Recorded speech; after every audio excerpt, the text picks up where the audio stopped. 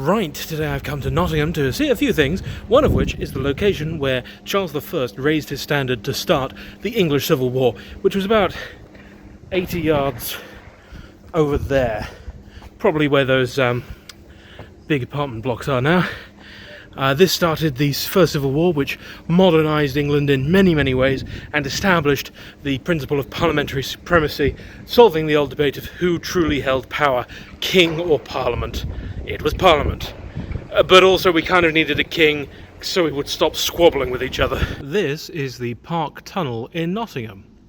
It was originally built in 1855 to provide a smooth access between the recently built and very attractive Park Estate with the centre of Nottingham. Unfortunately, there was an engineering error. After they had cut their way through this soft sandstone and built the tunnel, they found that despite the fact that they had calculated for a gradient of 1 in 14, they actually had a gradient of 1 in 12. Nowadays, that's pretty much nothing for a car, but for a horse-drawn carriage, that was far, far too steep, and horses were unable to make this journey, meaning it's now a footpath that goes pretty much nowhere. Right, so this is the old trip to Jerusalem, the oldest inn in England, established 1189. Or so it claims. There's no actual documentation to verify that date, but as you can imagine, 1189, it's entirely possible their documentation has just rotted away in that time. Certainly, it appears to have always been the brew house for the castle. It sits just on the outside of Castle Rock in Nottingham, and when you go inside you can see that the pub is built pretty much into the rock. It's a really interesting place to go for a drink, although, as you can imagine, always full of tourists. And if you sit in the chimney alcove, you can look all the way up about 30 feet to where the chimney reaches the surface up at the Castle Rock itself.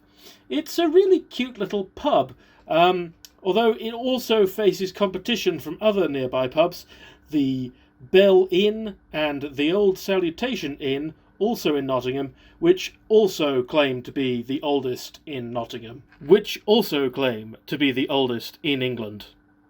A trip to Nottingham wouldn't be complete without a journey down into the caves. Unfortunately, filming is not allowed in the caves, so I only have photographs. I hope you will forgive me for that. The caves are very interesting because they're not natural formations. They were dug by hand into the soft sandstone, and we know that from the 9th century, before Nottingham was Nottingham, it was known as the land of caves because everyone lived in a self-made cave. It was called Nottingham because Snotter came and brought his people with them, creating Snottingham, the place of Snotter's people, and eventually they stopped calling it Snottingham and just Nottingham. It was used for many things. There was a tanner's pit down here, there were air raid shelters down here, there were cellars down here. There's over 800 caves in the centre of Nottingham, all of which had a large variety of uses. It was a place where you could hide from the establishment. Luddites and revolutionaries hid down here. It's also a place where you could just